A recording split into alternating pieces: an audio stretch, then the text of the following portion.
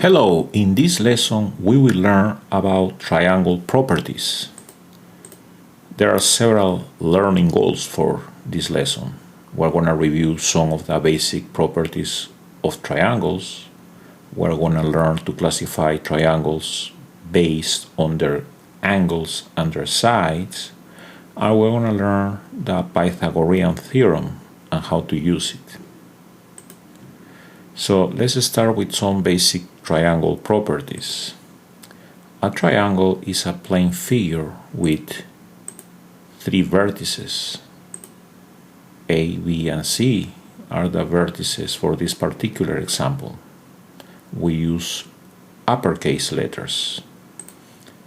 It has also three sides: side AB, BC, and CA. Sides can also be labeled according to the opposite vertex. For example, instead of labeling this BC, we can label it lowercase a, just because the opposite vertex is capital A. So we use lowercase for the sides, and we use the opposite vertex as a reference. So this would be lowercase a.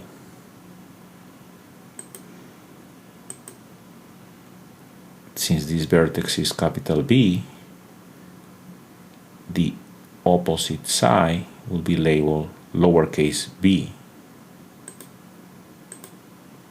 And since this vertex is capital C, the opposite side will be labeled lowercase c. Now, we also have three angles in a triangle. We can label them the same as the vertex. So this will be angle A, because the vertex A is here. This will be angle B, and this will be angle C. You can always label the other way, like for example, angle A would be BAC, angle B would be ABC, and angle C would be BCA. Now, let's go over some theorems about the triangles. The sum of all three interior angles of a triangle is 180 degrees. So right here, we have a triangle with three angles, angles A, B, and C.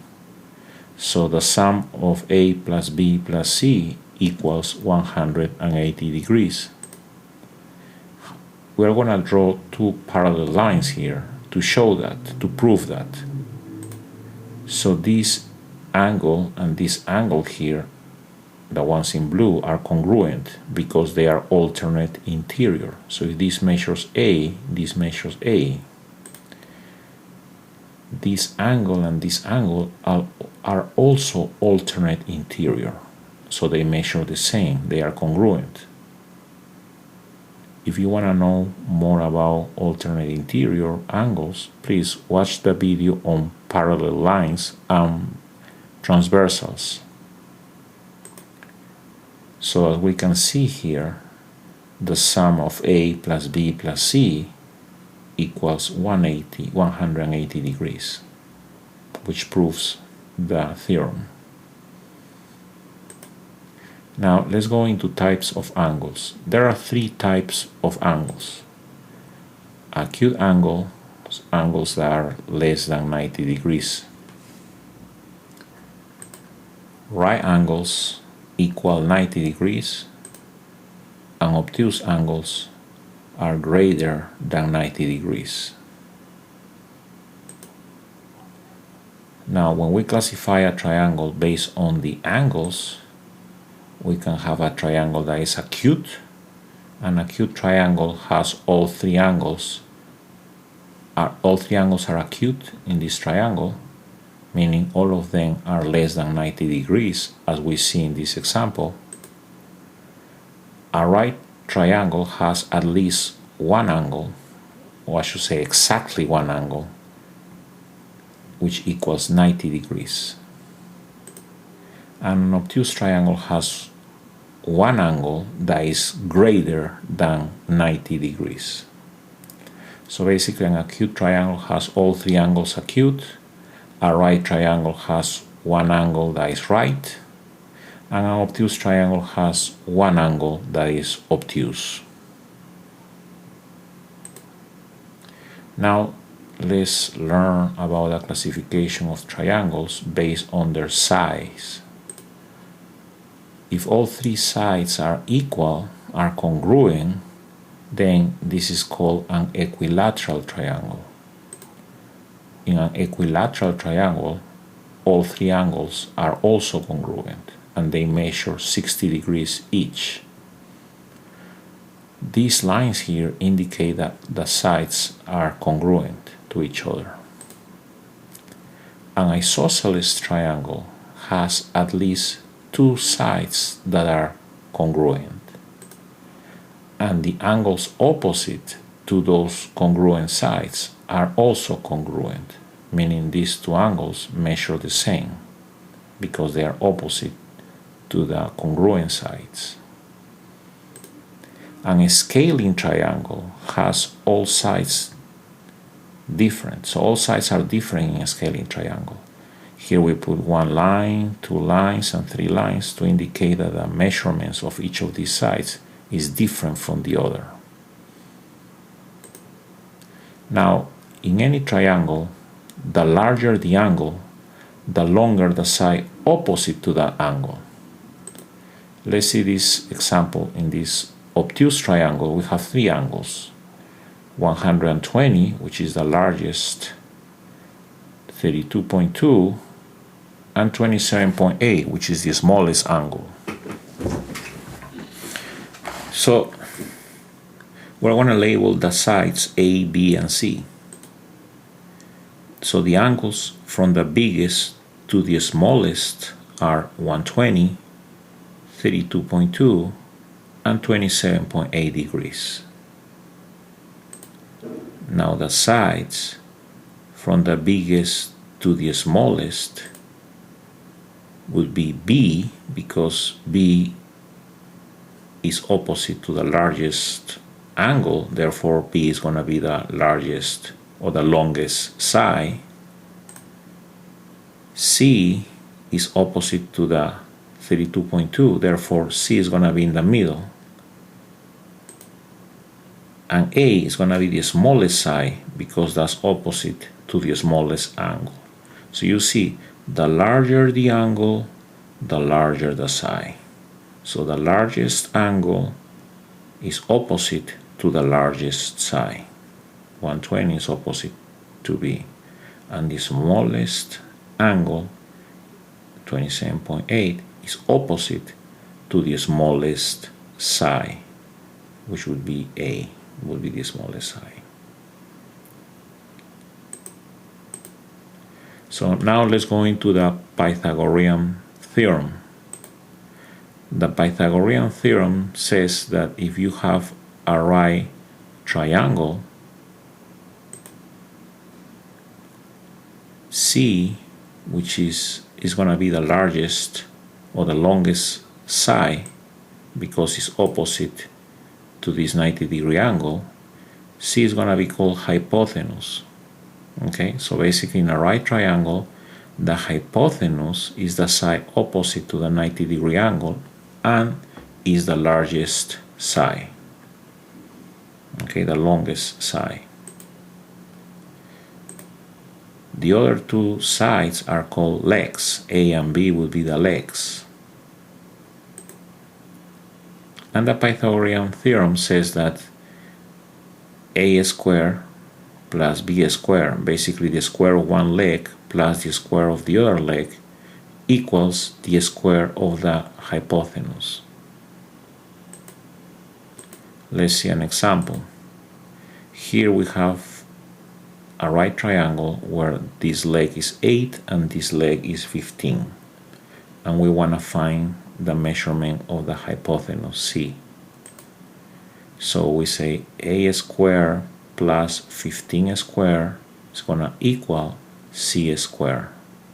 A squared is 64, 15 squared is 225, and if we add these two numbers, we get 289. So c squared is going to equal 289. Now to get c, we have to square root both sides to cancel this exponent 2 with an index, which is 2. So c would be a square root of 289, which is 17. That would be the answer. The hypotenuse is 17. Now, you can determine whether a triangle is acute, right, or obtuse by its side lengths. So if you know the lengths of the sides of a triangle, you can determine, or you can learn to classify it in one of these three groups. So if a triangle follows the Pythagorean theorem, basically if the square of the smallest side plus the square of the middle side equal the square of the biggest side, the triangle is going to be a right triangle. Now let's put this right triangle as a reference, and let's open this side, which is 3. Let's open it like we show here. Now C, the new C, will be longer than the old C. You see that? You appreciate that? So basically here, C squared is going to be larger than A squared plus B squared, because we are opening these sides. The angle is now obtuse, and we can tell that this new C is longer than the old C, which was a hypotenuse in this right triangle. Therefore, C squared now is going to be larger than A squared plus B squared. And that happens in obtuse triangles. Here, for an acute triangle, we're going to take these 3, this side that is 3, and we're going to rotate it like this. Now, the new C is going to be smaller than the old C. Therefore, A squared plus B squared is going to be larger than C squared, which is the opposite of what happens in an obtuse triangle. So in other words, if A squared plus B squared is greater than C squared, then the triangle is acute, where C is the largest side, remember. If A squared plus B squared equals C squared, then the triangle is right. If A squared plus B squared is less than C squared, the triangle is obtuse. Remember that in all cases, C is the longest side. Okay? Now we're going to see one example of how we apply this property. In this case, they give us a triangle with 3 sides, 7, 4, and 6.2. So I'm gonna first choose the largest side, which would be 7. 7 is larger than 4 and 6.2. So I'm gonna take the 7 here, I'm gonna raise that to the power of 2.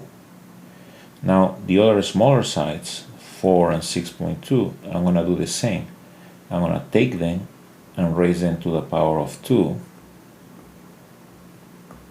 And we're going to compare this with this. So 4 squared plus 6.2 squared gives you, if you use your calculator, 54.4. 7 squared is 49. 7 times 7, 49. So which is larger, 54 or 49? 54 is larger. Therefore, this triangle will be, according to our properties, when this is larger than this, right? Let's go back to the presentation. When A squared plus B squared, right, is larger than C squared, we have an acute triangle. Okay, so in our example, we have an acute an acute triangle because the sides were 7, the largest side, and the other two sides were 4 and 6.2, and the squares of the other two sides were larger than the 7 square. Therefore, it's an acute triangle. Again, when a squared plus b squared is larger than c squared, right? Our triangle will be acute. So that's an example of how we classify a triangle based on their sides. We square the largest side, we square the other two sides and add them together, and we compare. If these guys are larger than this, it's acute. If these guys are smaller than the other side square, then it's obtuse. If they are equal, then it's a right triangle.